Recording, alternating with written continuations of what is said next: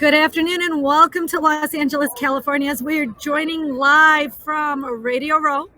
My name is Kayla Brad. I'm here with co-host Roy Kessel, talking to one of my truly good friends who's doing great work, Mark Pattison. Good afternoon, Mark. How you doing? I'm so excited to see you in real life today.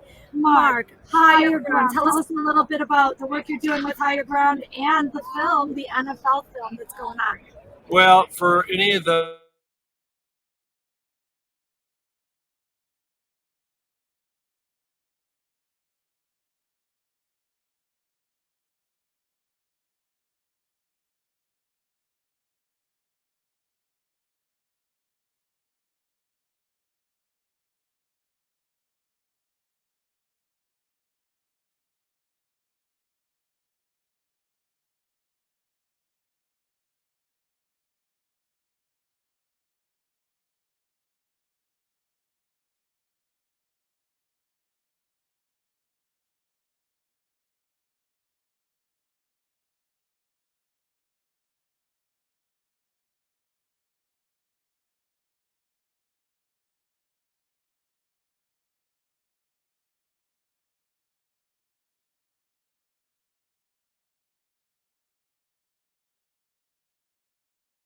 following year, my daughter Amelia got mission critical with epilepsy in Tucson, Arizona. Unmute yourself. I can't unmute you.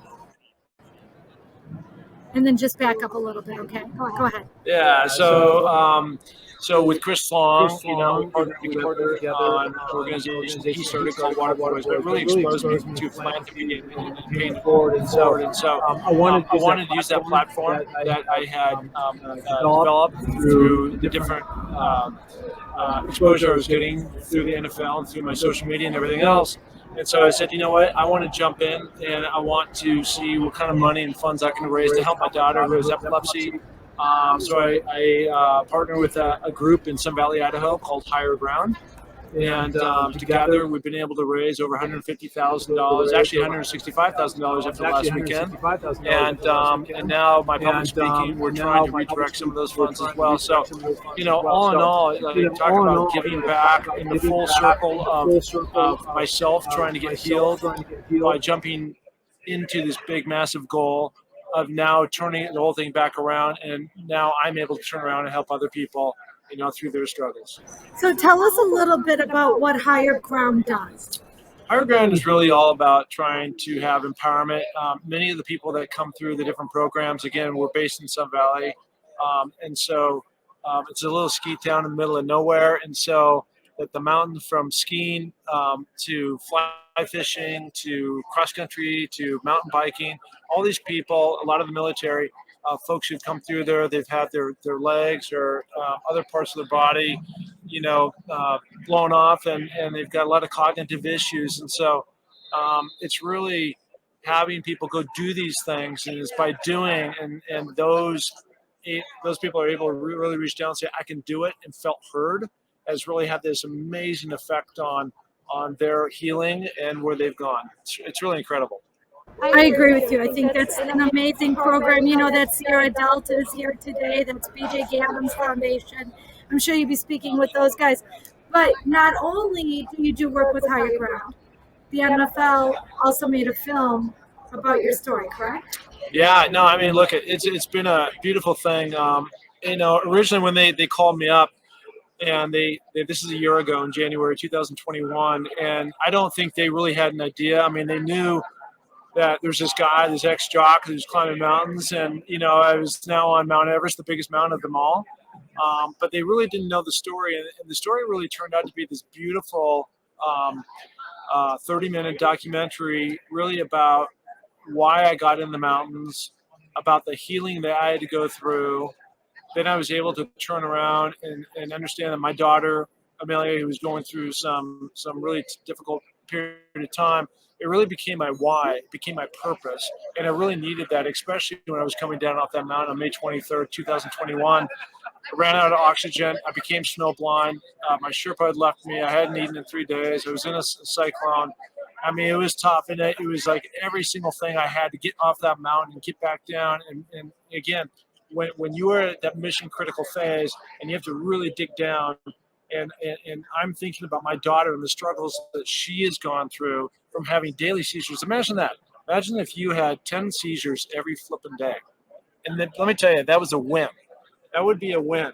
And so here's the miracle, and here's the beautiful thing, is that the NFL has thrown money into this great cause. The Raiders have thrown money into this, a lot of other very generous people. But because we created this campaign called Amelia Everest, because we put her up on the platform, not me, her, because she's become kind of the poster child, she's had to speak in front of 350 people and admit in front of everybody that she has epilepsy, which was a really hard thing for her to do. Because of that empowerment that we're talking about, she's not had a seizure in 12 months. She's 23 years old now, and this started when she was 8. Incredible. That's great news to hear. I know it's very hard to be open and transparent, a very vulnerable feeling to have to get up on a stage and talk about that, especially with your peers and other people that you're worried about. And when you talk about what you went through, you talked about losing oxygen, snow blind, and everything else. Talk a little bit about the training you put in advance to prepare for that climb. Because I know it's not just like wake up in the morning and decide to go jump up the mountain. It was funny because I was just talking to somebody else who wants to talk to me later. I won't name who, but they're going, "Oh, tell me about that little trek you're on." And I'm like, I don't think, it's 2 months of pain and suffering, and you really have to embrace suffering. I mean, that's just the bottom line. And, I think my NFL career really helped me in terms of going through all those two-a-days and the stress and everything else that you have to deal with when you're playing at that kind of level. And in 2020, we were supposed to go to Mount Everest. And, of course, the world shut down due to COVID. And so I doubled down. And when I doubled down, what I mean by I said, not only am I going to double my goal, not only was I going to climb Mount Everest, I was going to come back down, jump in my tent for 4 hours, and then go back up the other side, which is called Lhotse. It's the 4th highest mountain in the world at 27,940 feet. And that was the goal. And so I realized that for me to have that kind of goal, I had to have a training that was going to go way beyond anything I'd ever done. And so last January, February, and March, I put on 150,000 vertical feet climbing in Sun Valley, Idaho, which is where I live. I also moved there a couple of years ago to really commit to living at 6,000 feet, not at sea level like we're here today in Los Angeles, and being able to take those things on and be able to function much better at altitude. And so at the end of the day, because of all my struggles on Mount Everest, I was not able to climb Lhotse, but I can tell you with all certainty that I wouldn't be sitting here today talking to you if I had taken that on. But all that training, I had to use every single one of those chits I put in the bank, and they helped me get off Mount Everest in a very successful way. I think that's a great story, Mark. I guess I want to talk to you about your commitment to giving back, because you're doing big things. You're raising a big chunk of money for good. Did you have a mentor when you were in NFL? Did you have a coach or an owner or anybody telling you, hey, Mark, it's really important that you give back? Or did this happen after your career with the NFL ended? No, I have to give a lot of credit to Chris Long, because I wasn't even thinking about this, because we all get on with life and you have little kids and all that kind of stuff. And in the NFL, I was probably way more selfish than I needed to be, because it's all about me, and every one of these players in order to survive. And that's just where my mind was. And so I think that's also part of the beautiful thing about life. I have a podcast called Finding Your Summit, and it's all about people overcoming adversity and finding their way. And to listen to people's struggles has really opened my heart in a way bigger way. That's number one. And then again, going back to Chris Long, I mean, he's been an amazing influence in terms of what he was doing. And so he exposed me. We were in these villages in East Africa and Tanzania and the Maasai tribe, and seeing them and their homes, which are these stick huts living on dirt, and the currency is a goat. Think about that. And all that we have, right? And so I was really to understand much higher level compassion. And then after a couple of years of helping out water boys, and my daughter was going through mission critical things, and there were seizures, and going into Grand Mal, that category, I was just like, you know what, there's got to be a bigger picture. And it's great I'm helping these people in Africa, but what I really need to do right now is help my daughter. And that's what I needed to do. So first of all, I think that's commendable, and we shouldn't even have to say that. That's just the way it should be. I just want to shout out that podcast again because I know you can go to YouTube, you can find that it's Finding Your Summit. Even more importantly, people can just go to markpattisinnfl.com. Yeah. And everything's on there. They can connect with you about speaking. They can give to Higher Ground. They can give to Higher Ground. They can learn more about your summits. They can learn. Yeah, and like let's go back to the film, right? So searching for the summit, you can find the movie link on that website, on my website, markpattisinnfl.com. And one of the beautiful things about the film is that when it came out, I went to the NFL, I went back to them and said, okay, I know you're going to put this out on your channel, but why don't we run this film in a couple theaters? And so we ran the film and we charged for tickets at 100%, and this is like $50 tickets. So 100% of all the ticket proceeds that we raised to see the film, the premiere in Some Valley, Idaho, and we also did it on a little island called Bainbridge Island outside of Seattle.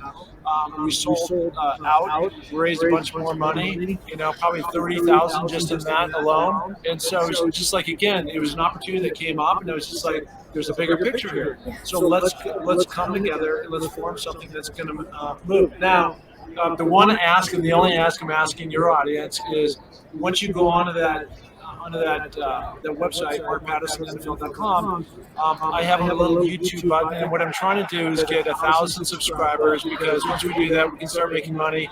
Every single day, I'm posting my Mount Everest videos. I've got hundreds and hundreds and hundreds of all these mountains I've been on. You can watch these cool little, quick hit videos.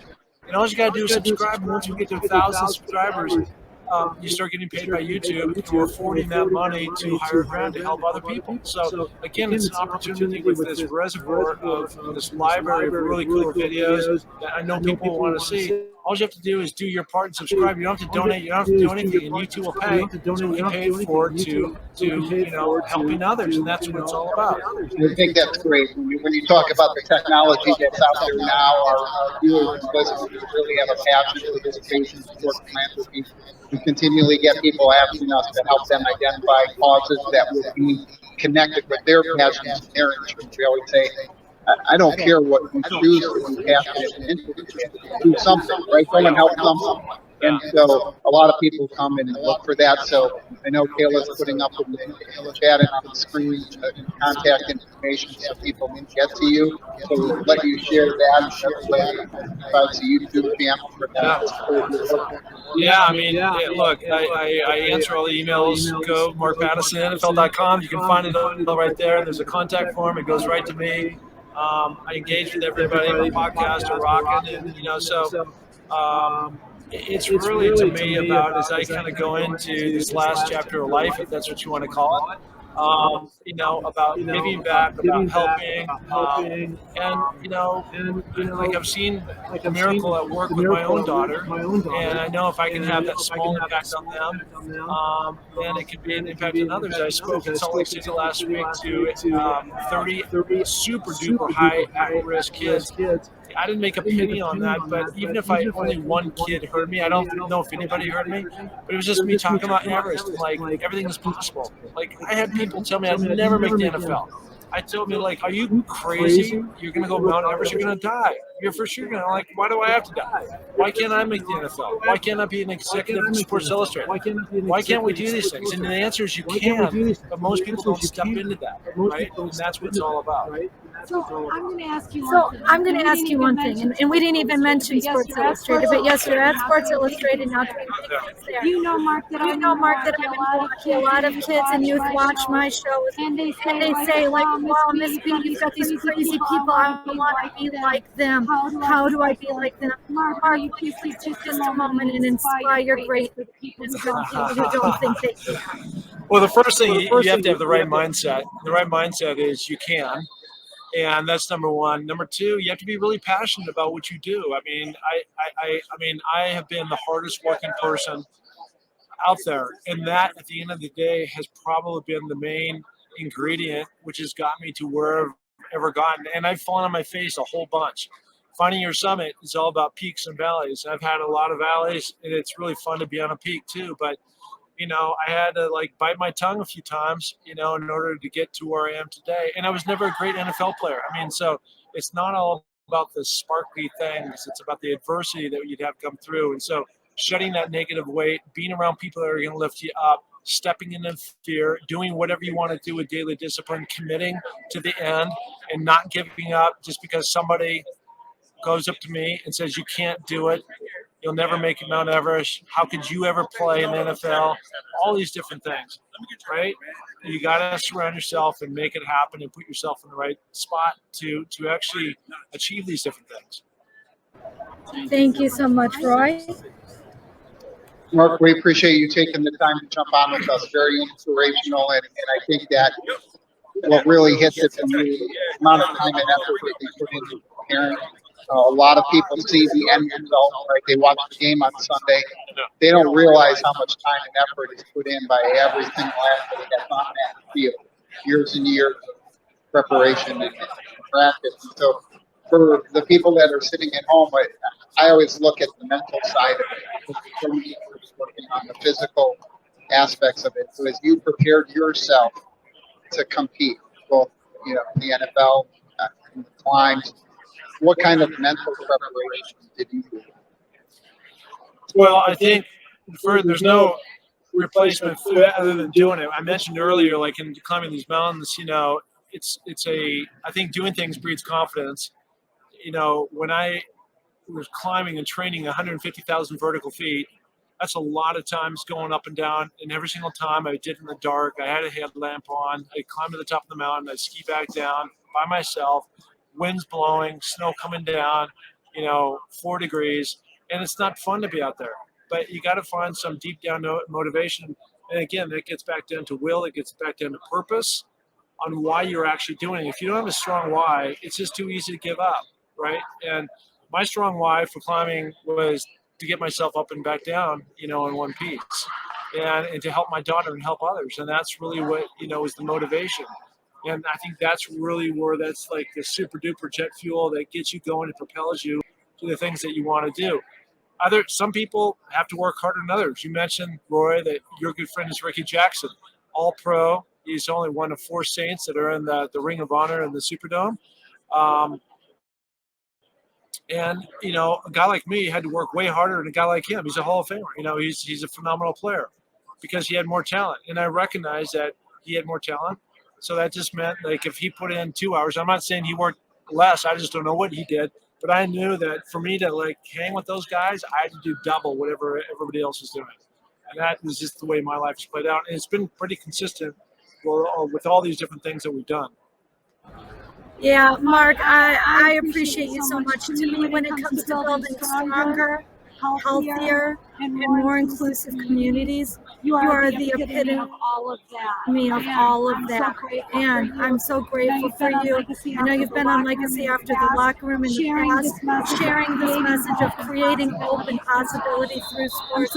I'm so grateful for the work you've done. I thank you for sitting here today, taking time out of your busy schedule on Radio Row to talk about your work with Higher Ground and the work you're doing to raise money, to give back, to make the community better. Roy, do us a favor and take us out.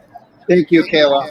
Mark, again, thanks for being here. For all our viewers and listeners, we appreciate you taking the time to jump on with us live from Radio Row, Super Bowl 56. So, Kayla Bradham, Roy Kessel signing off for the Philanthropy Network. Please remember to live generous.